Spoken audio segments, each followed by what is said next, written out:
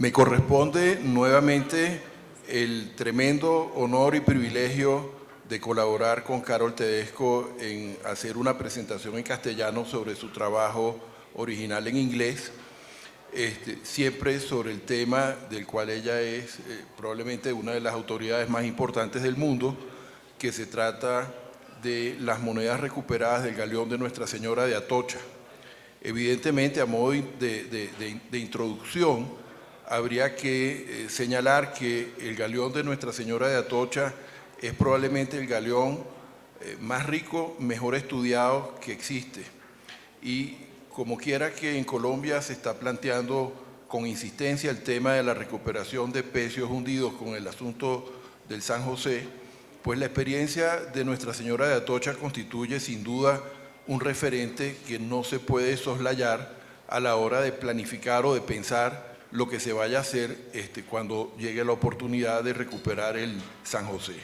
De manera pues que tenemos una invalorable oportunidad de compartir con ustedes lo que sería la experiencia, en este caso, de una empresa de salvamento privada que celebró un contrato con el gobierno del estado de la Florida para dividirse los resultados del hallazgo y hacer al mismo tiempo un registro arqueológico sobre el hallazgo, documentarlo y presentarlo a la comunidad científica.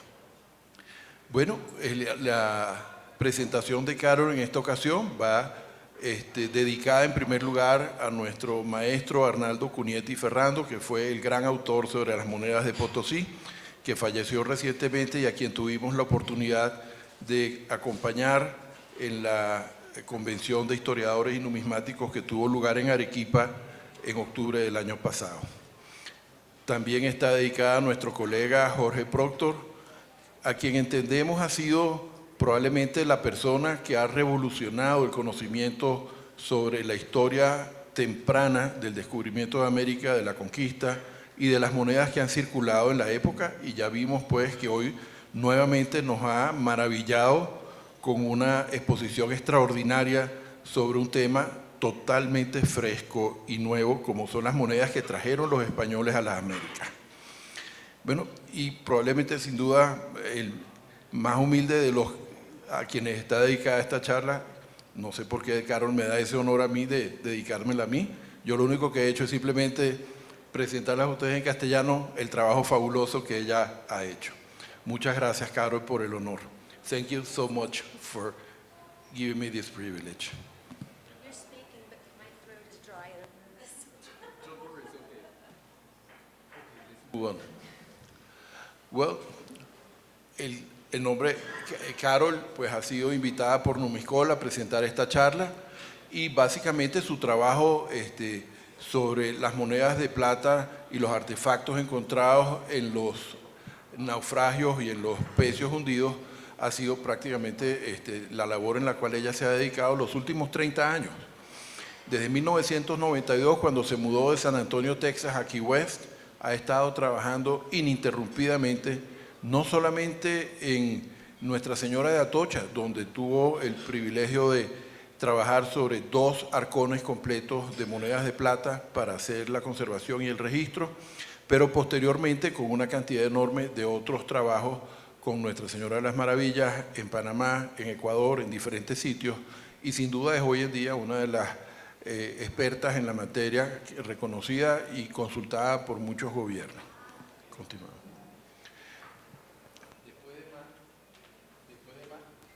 Después de más de 25 años, su trabajo...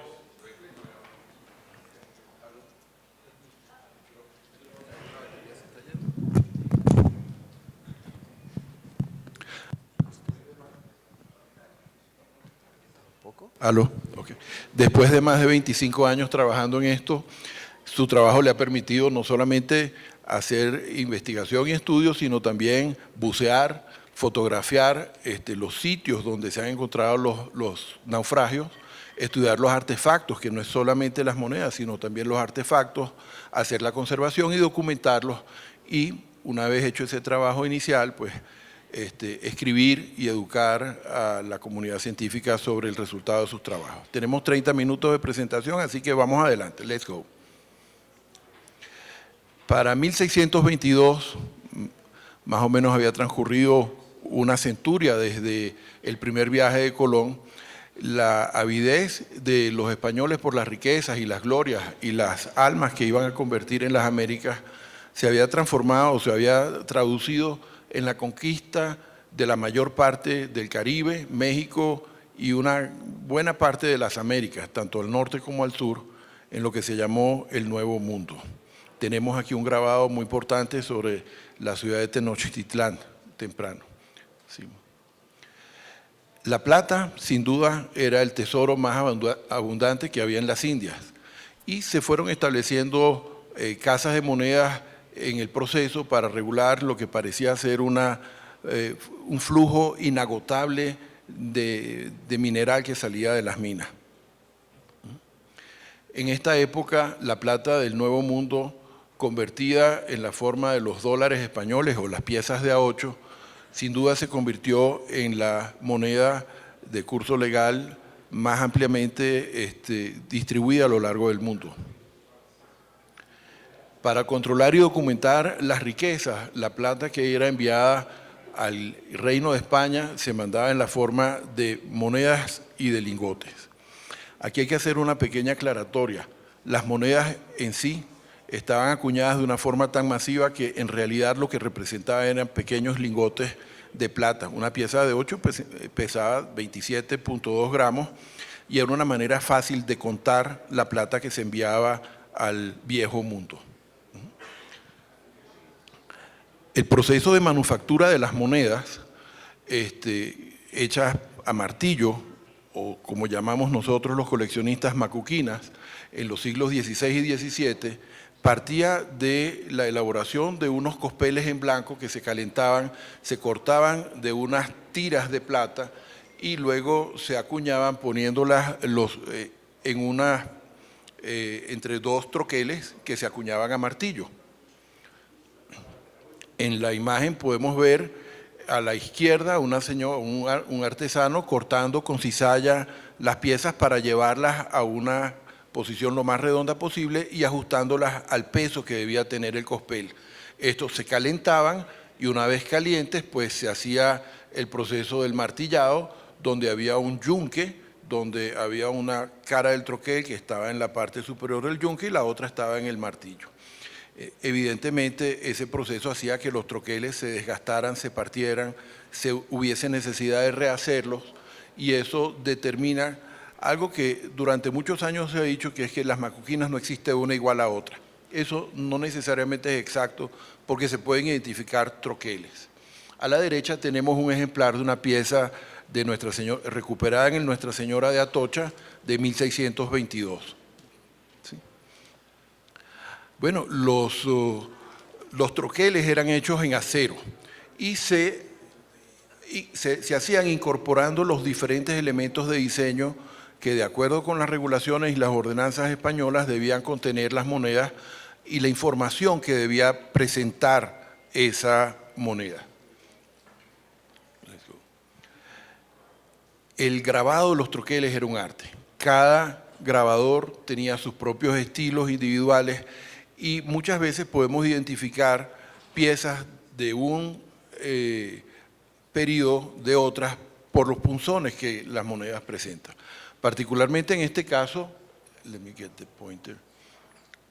podemos apreciar, por ejemplo, en estas dos monedas que no son contemporáneas, este es un ensayador B del estilo de los rectángulos y esto es un ensayador Tapia, probablemente 1618-19. Aquí vemos leones de Segovia y a la derecha vemos leones de Sevilla rampantes.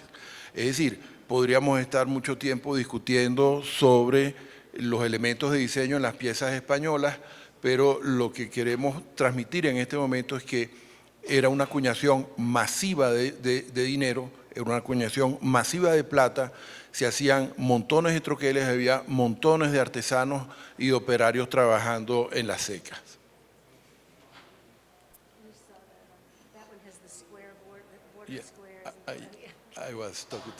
Okay. Para aquellas personas que no son expertas, vamos a dar un rápido pasaje a la nomenclatura que se utilizaba en las monedas del Nuevo Mundo, que llegaran hasta 1622. Okay, el primer diseño utilizado en las Américas fue el diseño de shield type o el diseño de escudo coronado, como llamamos. Esto no es verdad. El primer diseño fue el diseño utilizado en Lima en 1567, con los Pillars and Waves, pero rápidamente Felipe II dictó una ordenanza y reguló y uniformó la utilización del escudo coronado en todas sus posesiones de América. En este caso podemos ver del lado del escudo, que es el lado que se considera el anverso, principalmente por el criterio de que es el lado donde está el nombre del rey. Si ustedes me permiten, vemos aquí está.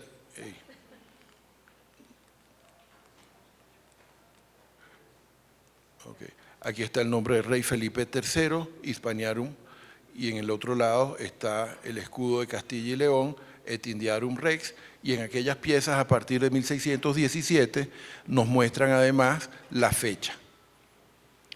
Siempre se considera que el anverso de las monedas españolas de escudo coronado es el lado del escudo donde está el nombre del rey y el reverso es el lado donde está el escudo de Castilla. Recordemos siempre y tengamos presente que el reino de Castilla y León era el reino al cual pertenecían las posesiones españolas en América. Esos elementos, tanto el escudo como la corona de Castilla, están rodeados por una leyenda y por un círculo de puntos que pueden variar de una moneda a otra y de un periodo a otro. En algunas piezas, antes de 1600, las piezas anteriores a 1617 no son fechadas, o sea que la única manera de datarlas o de establecer una cronología es a partir de los reyes y luego de los ensayadores. A partir de 1617 las piezas aparecen con la fecha y normalmente tienen una sola fecha que está del lado del escudo de Castilla. El escudo de los Habsburgo muestra las posesiones que tenía Felipe II para su momento. La mayor parte de las piezas encontradas en las tochas corresponden a Felipe II y a Felipe III, ambos reyes de la dinastía de los Austrias, y como ya señaló alguien anteriormente, en ese periodo España no solamente comprendía España y sus posesiones, sino por virtud del matrimonio de Felipe II y anteriormente de Carlos I con las princesas de la Casa de Portugal, Portugal formaba parte también de las posesiones españolas. Entonces tenemos aquí los escudos de Aragón, Nápoles y Sicilia, a la izquierda Castilla-León, en el centro la Granada, que representa el Reino de Granada, Austria y la antigua Borgoña, que sería el Ducado de Borgoña, el Condado Palatino elector del Imperio Alemán, Nueva Borgoña sería el Ducado de Borgoña en Francia y Brabante, el Tirol y Flandes, que eso eran básicamente las posesiones europeas de Felipe II. Esto va evolucionando y va cambiando. A medida que se van incorporando o desincorporando territorios, se van incorporando o desincorporando de los escudos de armas. Finalmente, en el diseño de las monedas encontramos la letra P, en el caso de Potosí, para identificar la casa de la moneda de Potosí, y debajo de la letra P, la T o la letra que corresponda, que sería la inicial del ensayador que era responsable de las emisiones de la moneda. Vemos cómo los troqueles eran sucesivamente reutilizados y regrabados. Fabricar un troquel no era una operación sencilla ni económica, eran costosos. Entonces los troqueles se reutilizaban. A medida que se iban utilizando y se iban gastando o se iban partiendo, pues muchas veces esos se reparaban y se regrababan para continuar utilizándolos. Así vemos cómo hay monedas donde hay un ensayador regrabado sobre otro, en este caso L sobre B. En algunos casos vemos el sitio donde estaba el ensayador borrado y un nuevo ensayador colocado abajo, que sería el ensayador C, o en otros casos vemos una superposición de dos ensayadores M sobre Q. Esto es inmediatamente antes de alrededor de 1616, en el momento en que estaba a punto de comenzarse a datar las piezas de 8 reales en Potosí. Luego, por supuesto, tenemos otro concepto muy básico. Las piezas de 8 reales pesaban 27.2 gramos, las de 4 la mitad, las de 2 la mitad, y un real era el equivalente a 3.43 gramos. And of course, the 8 reals were the most abundant, followed by 4, followed by 2. Carol me está apuntando, y eso es importante decirlo, en el transporte de plata a Europa, la plata iba en lingotes y fundamentalmente en piezas de A8. Los divisores pequeños se conservaban en las provincias americanas para circulantes. Entonces, por eso encontramos y por eso podemos decir que las piezas de 8 reales constituían el grueso de los embarques de monedas de plata que se enviaban desde España, desde América a Europa. Este envío se hacía siguiendo un detallado esquema de recolección y de traspaso de la plata. Existía, en primer lugar, la flota de Nueva España, que funcionaba entre Veracruz y La Habana. Recogía la plata que se producía en México y se transportaba a La Habana, que funcionaba como una especie de centro de acopio de donde partían las flotas hacia el continente europeo. Existía también la flota del Pacífico, que recorría toda la costa desde el norte de Chile hasta Panamá, recogiendo plata en cada puerto y llevándola a Panamá. Se transportaba a lomo de mula desde Panamá a la costa del Caribe, en Nombre de Dios o en Puerto Bello, y de allí la flota de Costa Firme la recogía y la llevaba hasta La Habana.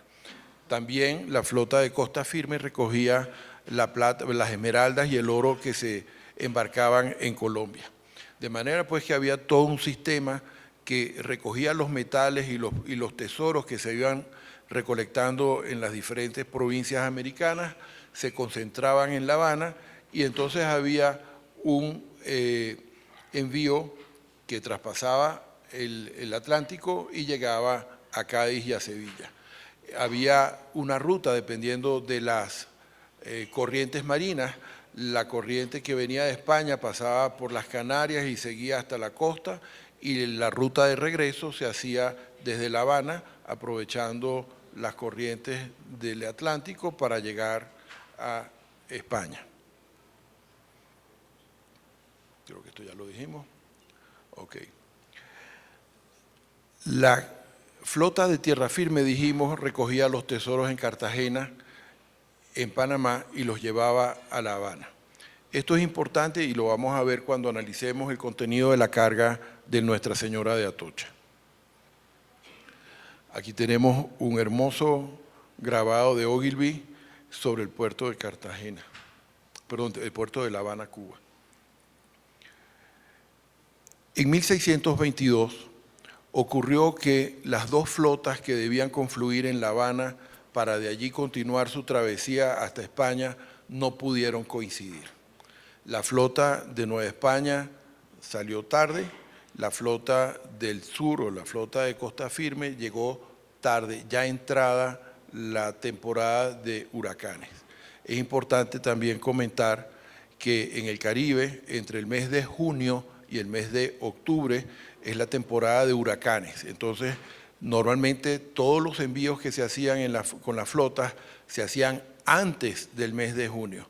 Ya cuando un barco zarpaba posterior al mes de junio, corría el riesgo de ser atrapado por una tormenta, que fue el caso y el destino trágico de Nuestra Señora de Atocha. Había en la flota de 1622 dos barcos muy importantes, y su cargo consistía principalmente en una gigantesca fortuna de carácter imperial, de carácter privado y de carácter comercial, donde había tabaco, había índigo, había mercurio y había barras de plata y arcones llenos de monedas de plata. El manifiesto de la carga de la Atocha decía que llevaba a bordo 901 barras de plata, cada barra de plata pesando entre 50 y 80 kilos cada una, y 255.000 piezas de A8. El Santa Margarita, en su manifiesto, reportaba que llevaba unas 550 barras de plata y aproximadamente unas 140.000 monedas de plata. También llevaban vajillas, llevaban artefactos hechos en plata, cualquier cosa que una familia potente o económicamente rica pudiera poseer, bien sea para su mesa o para hacer ofrendas a iglesias. Había toda clase de artículos religiosos. Y por supuesto también llevaba oro en barras, en discos, en pedazos, y teniendo en cuenta que la proporción del valor de la plata con el oro era de 16:1, pues llevaba en plata y en oro una fortuna verdaderamente impresionante para su momento.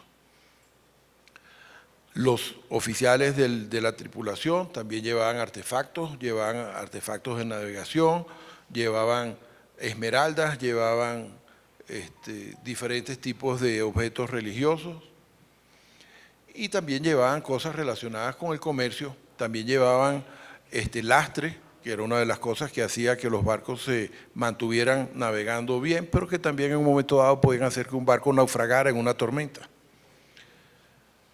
Y por último, los barcos llevaban mucho contrabando.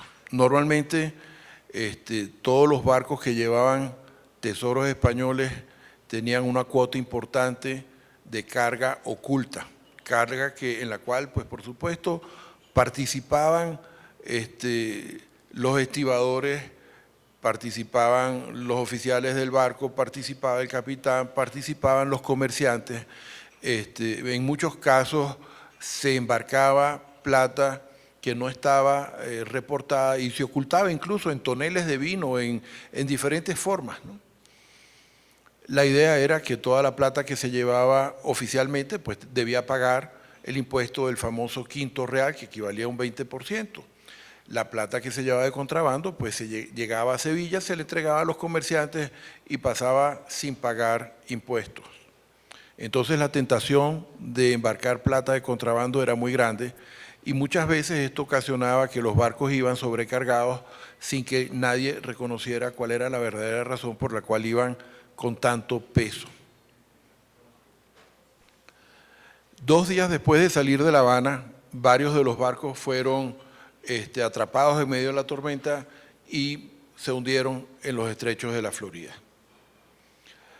Se perdieron muchas vidas humanas y por supuesto se trató en la medida de lo posible de rescatar todo aquello que se pudo rescatar en los barcos que se hundieron en zonas de aguas relativamente llanas donde con buzos se podía hacer una labor de rescate.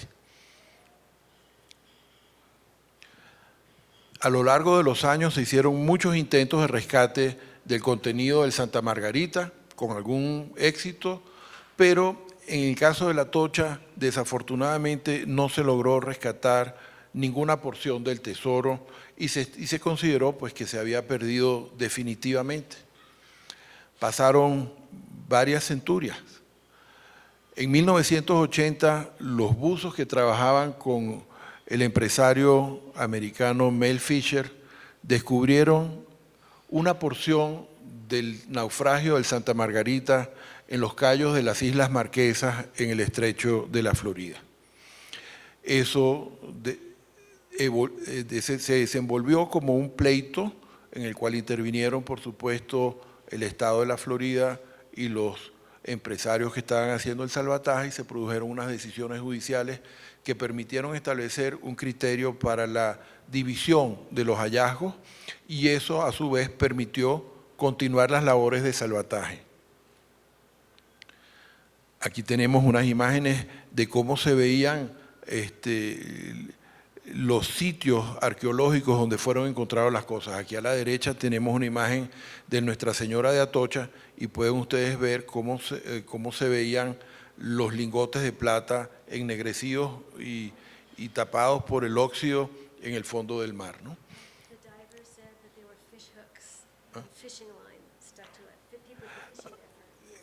Comenta Carol que los buzos reportaron que en varios de estos sitios encontraron muchos anzuelos de pescadores que se habían enredado contra los restos del naufragio y que muchas probablemente pensarían que se trataba de peces muy grandes y en realidad era simplemente que el anzuelo se había enganchado en un pedazo del naufragio. 5 años después del Santa Margarita se encontró el sitio donde se localizó la parte central del barco de Nuestra Señora de Atocha. Y había literalmente una montaña de barras de plata y de arcones de plata. Ya la madera de los arcones se había dañado y lo que quedaban eran las monedas puestas en un bloque en el fondo del mar. También encontraron, por supuesto, piedras de lastre. Entre 1989 y 1991, la compañía que tenía los derechos pensó que había descubierto otro naufragio a unos 400 metros de profundidad en las islas de las Tortugas Secas. Se pensó que se trataba del pecio el Buen Jesús y Nuestra Señora del Rosario. En total, de estos naufragios se han recuperado hasta el día de hoy unas 180.000 monedas de las 255.000 que formaban la carga de la Atocha, de acuerdo con el manifiesto, y unas 50.000 del Santa Margarita, apenas unas 1.200 del naufragio de las Tortugas. Eso lo que significa es que todavía hay una porción importante de esos naufragios por descubrir y por recuperar. ¿Qué se encontró en estos naufragios? Principalmente monedas de Potosí. Como todos ustedes saben, desde 1545 el Cerro Rico de Potosí se convirtió en la fuente más importante de plata del Nuevo Mundo, superando con mucho las riquezas de plata encontradas en México. Prácticamente la producción total de México equivalía a la producción de Potosí, pero la producción de México se repartía entre varios sitios y con diferentes tecnologías para explotar la plata. En el caso de Potosí era una sola mina que producía entre 3 y 5 millones de pesos de plata por año. Al pie de la ciudad de Potosí se desarrolló una floreciente ciudad minera con todos los vicios y todas las cosas que normalmente vienen en esos sitios, que Carol de una manera muy simpática compara con la fiebre del oro de California que hizo desarrollar San Francisco y los pueblos aledaños de una manera muy importante de un día para otro, literalmente.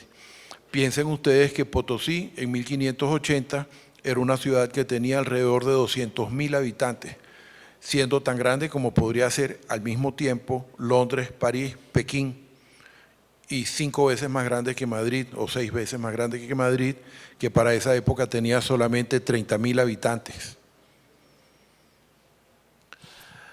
Bueno, un gobernador del siglo XVIII decía que era una ciudad fundada sobre un pandemonio de ambición al pie de unas riquezas descubiertas por accidente. La Ceca de Potosí comenzó a acuñar monedas en 1574. Recordemos que la primera ceca del sur de América fue la Ceca de Lima, autorizada en 1567, o que comenzó operaciones en 1567. En el 5 fue cuando se autorizó y en el 67 fue cuando comenzó, ¿no? ¿Perdón? 68. Luego el virrey Toledo acordó trasladar parte de la maquinaria de la Casa de la Moneda de Lima primero al sitio de La Plata, donde había agua abundante para poder hacer los molinos, y después se encontraron con que lo más práctico era mudar la maquinaria directamente a Potosí, y donde construyeron una cantidad de diques para represar el agua y poder mover los molinos, y lograron poner en marcha una manufactura que permitió que la ceca de Potosí alcanzara su máxima producción. En esta ilustración tenemos una pieza del ensayador Rincón, que fue el primer ensayador de la Casa de la Moneda de Potosí. La flota de 1622 y los naufragios proporcionaron ejemplares de las monedas de la Casa de la Moneda de Potosí que van desde el ensayador Rincón, es decir, desde el primer ensayador de la Casa de la Moneda hasta las monedas recién acuñadas en 1622. Como es natural, la mayor parte de las monedas son las más recientes, es decir, monedas del reinado de Felipe III, de 1618, 19, 20, 21 y 22, pero se encuentran monedas que habían sido acuñadas desde el ensayador Rincón en 1574. Lo que queremos significar con esto es que había monedas que representaban la numismática potosina de 50 años. Ya había monedas aquí que tenían 50 años circulando cuando se embarcaron en Nuestra Señora de Atocha. En la ilustración tenemos una moneda del ensayador Tapia de 1622, el 2 representado por unas genes acostadas, que mucha gente las confunde con unas setas. Bueno, ya dijimos pues, que la mayor parte de las monedas de este naufragio venían de Nuestra Señora de Atocha. También había algunas monedas de la Ceca de México. Como ustedes saben, en 1521 las tropas españolas conquistaron, le pusieron sitio y conquistaron Tenochtitlán, y poco tiempo después las riquezas de México comenzaron a fluir también hacia Europa. De acuerdo con el cronista y soldado español Bernal Díaz del Castillo, en su historia de la conquista de Nueva España, nos presentó imágenes de la ciudad y nos presentó grabados de cómo era el desarrollo de la ciudad sobre el lago de Tenochtitlán, dentro de una isla a la que se accedía por puentes. Era un portento de la ingeniería y del desarrollo. Los españoles destruyeron la ciudad después de que la conquistaron.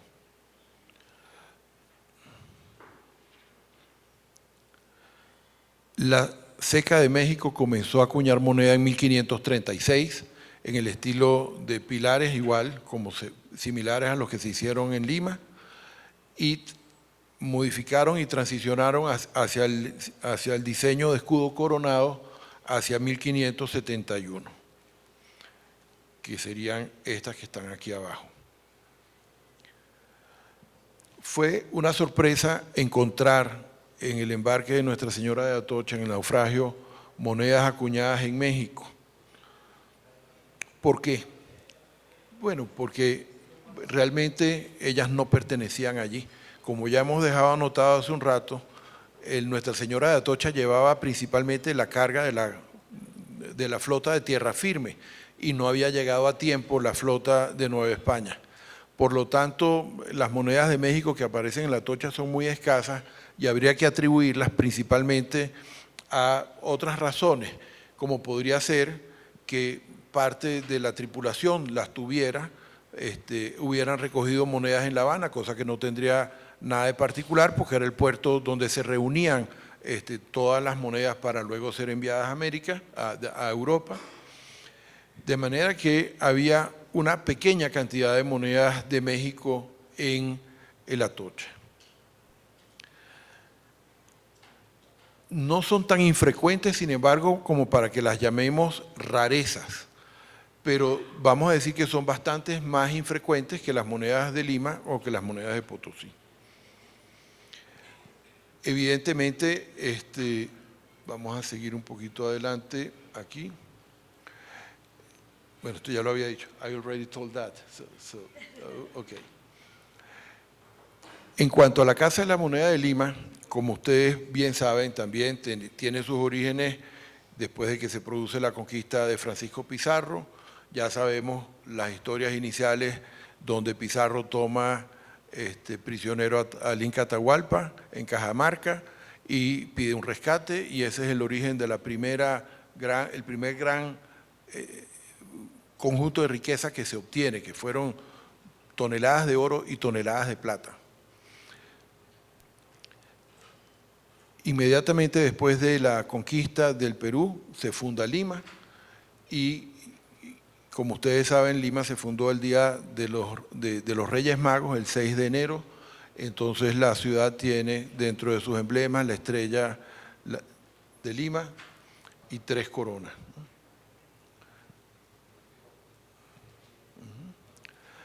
La Casa de la Moneda de Lima comenzó a producir monedas en 1568.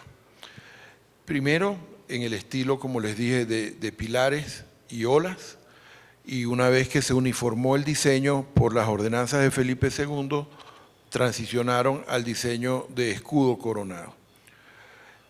Con respecto a las monedas de Lima, en el Nuestra Señora de Atocha se produjo una pequeña confusión. Durante mucho tiempo, y esto tiene su origen en una historia que concierne a la numismática principalmente, básicamente muchas monedas habían sido clasificadas como de Lima cuando en realidad no lo eran. La ceca de Lima funcionó hasta 1580, 1591 en algunos casos, y para 1622 había pasado 30 o 40 años cerrada. De manera pues que las monedas de Lima que aparecen en Nuestra Señora de Atocha son monedas que ya tenían mucho tiempo en circulación. Y precisamente como los materiales se van reciclando, las monedas probablemente también se habían ido fundiendo o ya se habían ido enviando a Europa. El origen de la confusión de las monedas de Lima en el Atocha surge principalmente porque para la época del descubrimiento del Atocha no se conocía con exactitud cuáles eran los ensayadores de la Casa de la Moneda de Lima y cuáles los de la Casa de la Moneda de Potosí. Desafortunadamente, esta confusión que aplicó durante la época en la que se hizo el registro de lo que se encontró en el naufragio, hizo que muchas monedas se registraran como monedas de Lima cuando en realidad no lo eran, y eran monedas de los ensayadores potosinos R, M, L y así sucesivamente.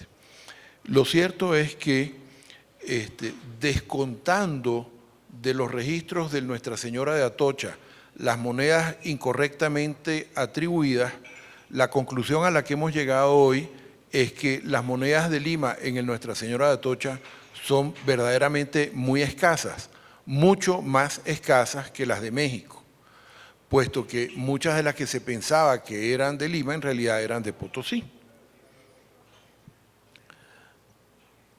La base de datos de la compañía de Mel Fisher lista solamente 9 monedas de Lima recuperadas del Santa Margarita. Y no hay ninguna moneda de Lima confirmada en el Deepwater Break, que es el de las Dry Tortugas. Con respecto a Colombia, y esto concierne, puesto que estamos en el país que nos resulta de anfitrión en el día de hoy, se pensaría que también debía haber monedas, puesto que la flota de tierra firme que llegó a La Habana llevaría cantidades importantes de monedas de Colombia. La realidad no es esa, pero sin embargo Nuestra Señora de Atocha nos proporciona una visión y un conocimiento sobre las primeras monedas acuñadas en el nuevo Reino de Granada, que sería completamente diferente si no se tuviese ese conocimiento. Como ustedes saben, en abril de 1620, el rey Felipe III autorizó al ingeniero militar Alonso Turrillo de Yebra a establecer una casa de moneda en Santa Fe de Bogotá. Pronto, o poco después, en septiembre, Felipe III le participó a Turrillo que con la aprobación del gobernador de Cartagena se podría abrir una ceca auxiliar en la ciudad de Cartagena. Se sabe que los primeros dados, los primeros troqueles que se utilizaron en Colombia, que habían sido en principio hechos en España para ser utilizados en Bogotá, los troqueles fueron realizados en Madrid y embarcados para Colombia, y hay documentación de mayo 25 de 1620 donde se ordenó su envío al ingeniero Turrillo de Yebra. En este caso estoy hablando en nombre de Carol. Ella trabajó o comenzó a trabajar en un manuscrito para un libro desde 1990 y había puesto su foco inicial en las monedas de Potosí, de Lima y de México. Y no fue sino hasta ya en el nuevo milenio que ella se dio cuenta que no podía soslayar o dejar de lado las monedas de Colombia, puesto que la contribución de la Atocha al estudio de las primeras monedas de Colombia es fundamental. Haciendo un poquito de historia de lo que ocurrió, en 1990 el arqueólogo de Mel Fisher, Corey Malcolm, le había permitido a Carol tener acceso a las cajas con todas las notas, el desarrollo, la investigación que se había venido haciendo y sobre el contenido de lo que debía haber en la flota de 1622. Y habían los papeles de un respetado investigador, Henry Taylor, que había muerto poco antes de su llegada a Key West, o sea que ella no tuvo la oportunidad de conocerlo. Y finalmente, otro historiador que para los numismáticos hispanoparlantes resulta poco conocido, el doctor Eugene Lyon. Esos documentos, esos papeles a los cuales tuvo acceso Carol trabajando para Mel Fisher, nunca tuvo la expectativa de que tuvieran información sobre la carga de 1622. Pero no se sabía, no había literatura escrita sobre la Casa de la Moneda de Bogotá anterior a 1626. De manera que cualquier cosa que hubiese en el Atocha de 1621 o de 1622 constituía un verdadero descubrimiento o hallazgo numismático digno de ser reportado, ¿no?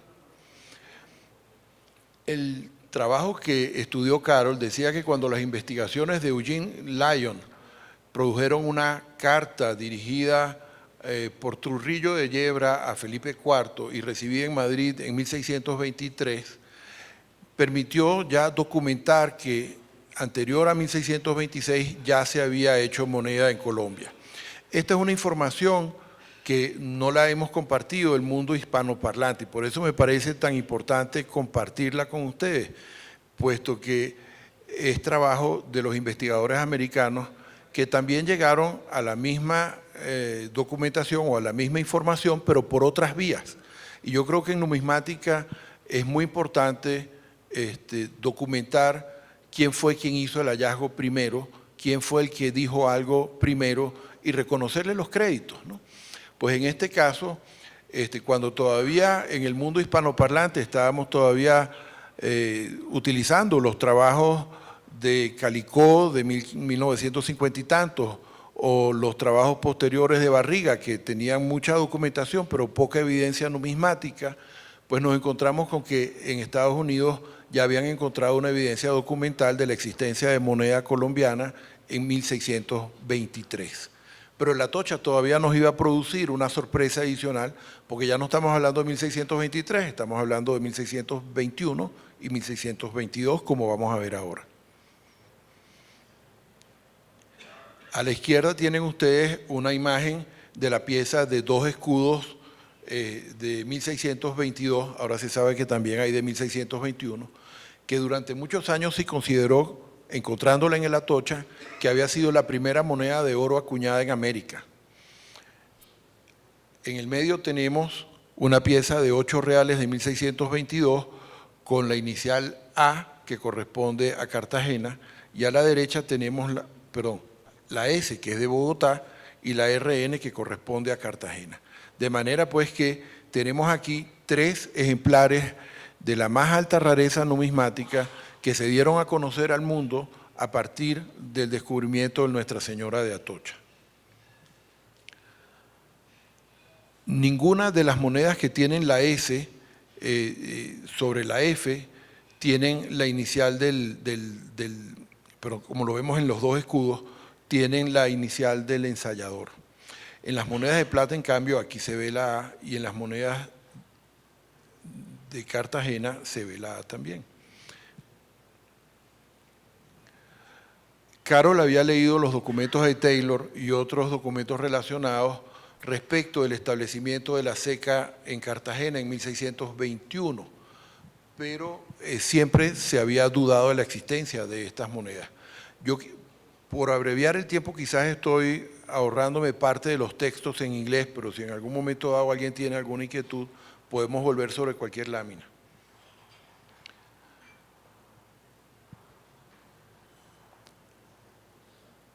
I'm trying to just go ahead on things because I'm worried about the time. Aquí tenemos las piezas de 1622 de nuevo, en una pieza de 4 reales y en una pieza de 8 reales. Pero vemos también que los elementos del diseño, que es el otro punto que quería hacer ver Carol en esta parte de la presentación, tenemos los leones, los castillos que son llevados de un troquel a otro en las monedas de Cartagena y en las monedas de Bogotá. Así pues, las atribuciones se pudieron ir haciendo de una manera fidedigna para establecer cuáles eran las monedas de Cartagena y cuáles eran las monedas de Bogotá. En otras monedas, en estas monedas, por ejemplo, en este caso, en el 2 escudos, encontramos el escusón de Portugal. Recordemos que para ese momento la corona de Portugal pertenecía también a la corona española. Estos troqueles fueron los que vinieron de Madrid. En un 4 reales de la denominación RN, encontramos también la inicial del ensayador A. Se ve, hay que verla con un poquito de imaginación, pero tenemos la denominación de 4 reales a la derecha del escudo en forma horizontal, las 4 barras, y arriba se encuentra la inicial del ensayador. Thank you. Y tenemos otra moneda donde se ve la fecha 1621. En estas piezas de 4 reales con las siglas RN, vemos la denominación de los valores que fueron acuñadas probablemente inmediatamente antes de la partida de la flota, como su escasez sugiere, lo que hacía pensar poco probable la proveniencia de Bogotá. Ella no recuerda exactamente cuándo fue que Jorge Proctor empezó a comunicarse con ella y a intercambiar información, y pronto se dieron cuenta que había una cantidad de monedas de las secas de Bogotá que estaban en el Atoche que no estaban propiamente registradas como tales. La mayor parte de las monedas, una vez que fueron actualizados los archivos y la información que estaba disponible, pues fueron…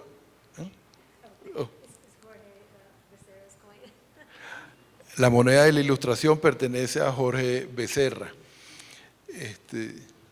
En este caso tenemos la moneda también de 1621, se aprecia muy borrosa la fecha, pero podemos perfectamente por el diseño y la ubicación del escusón de Portugal y la denominación, la figura del ensayador, la letra A arriba de la denominación de los 4 reales, permite identificar la moneda apropiadamente. Bueno, nuevamente aquí tenemos una moneda donde se aprecia mucho más clara la fecha de 1621. Es decir, el naufragio nos va proporcionando respuestas a medida que vamos estudiando mejor las monedas que se van encontrando. Por eso es lo importante de documentar adecuadamente un naufragio. Y creo que esa es quizás, de acuerdo con el mensaje que deseamos transmitir en esta charla, que algo similar es lo que se debe lograr cuando se haga el trabajo del San José en Colombia. Si no se documenta apropiadamente lo que se encuentre, si no se hace un inventario de lo que aparezca como una visión de conjunto, no se puede analizar el contenido y la importancia histórica del naufragio como fuente de estudio para la historia.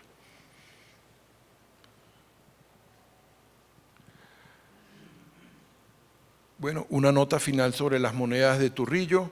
En 1580 Felipe II había expandido su territorio, eso ya lo habíamos dicho.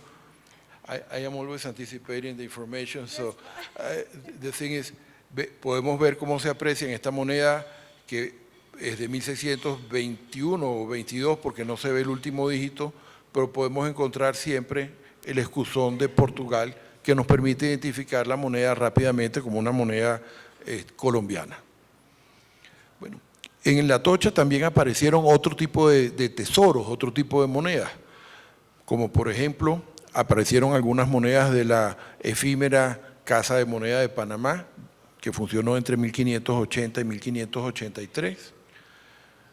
También aparecieron monedas españolas de Sevilla, o incluso de Toledo o de Granada, que evidentemente serían parte del dinero que poseían los tripulantes del barco y que aparecieron de forma aleatoria pues, con las excavaciones. También monedas de Madrid. Evidentemente, la base de datos es lo más importante que hay que preparar cuando se consigue un naufragio. Documentar adecuadamente la información, las denominaciones de las monedas, su peso y por lo menos la ceca de origen de cada una de las monedas. A lo largo de los años trabajando con diferentes naufragios y con diferentes colecciones de monedas, le han permitido a Carol reflexionar en profundidad sobre cómo crear una base de datos efectiva que vaya un poco más allá de la recolección de la información básica. Por ejemplo, cuando está trabajando con una colección, ella está creando diferentes formas de integrar la información y analizarla y cruzarla de manera que ella pueda hacer búsquedas de agrupaciones de monedas o de agrupaciones de artefactos de una manera sencilla que le permita ubicar rápidamente, a medida que se va avanzando en la creación de la base de datos, en cuál es la población de las piezas encontradas. Como por ejemplo, si ella nota que una moneda tiene un reverso particular o un ensayador diferente, o como habíamos apuntado hace un rato, una denominación que está puesto el 2 con una N volteada o con una Z, ella lo llama Z, en realidad yo pienso que es una N invertida. Ella agrupa esas características individualizadoras dentro de la base de datos y en un momento dado le permite consultar, cuando ya tú llevas 100, 200.000 artefactos incluidos en la base de datos, le permite agrupar y hacer un análisis adecuado de los hallazgos que se han ido registrando respecto del naufragio. Ese tipo de atención a los detalles de las monedas y a las características nos pueden mostrar mucho acerca de la historia de las casas de la moneda, más allá de la forma tradicional de recuperar y de catalogar la data existente. Y también nos permite ayudarnos en la situación donde uno ha sido comisionado para trabajar como un experto imparcial y avisar o aconsejar sobre la división de una colección de monedas recuperada de un barco, como le ocurrió en el barco San José, recuperado por arqueonautas en la República de Mozambique. Pero, Jorge, ¿estamos en vidrio? Ok. Estamos terminando. Recientemente ella se ha ocupado de diseñar diferentes vías para apresurar la obtención y la clasificación y la utilización de la data encontrada en largas ocasiones. Bueno, ya lo que queda es darles a todos ustedes las gracias por su paciencia, agradecerle a este humilde servidor por haber sido la voz que ha llevado la sabiduría de Carol a conocimiento de todos ustedes y, señores, muy buenos días. Que diga algo, Carol, say something. What? Say something. Please do say something. Lo siento, mi español is abysmal, but thank you so much for having me here. It's been such a pleasure seeing old friends and meeting new ones, and many, many thanks. Thank you for being here, Carol. We're so happy. Thank you for being here. Thanks a lot.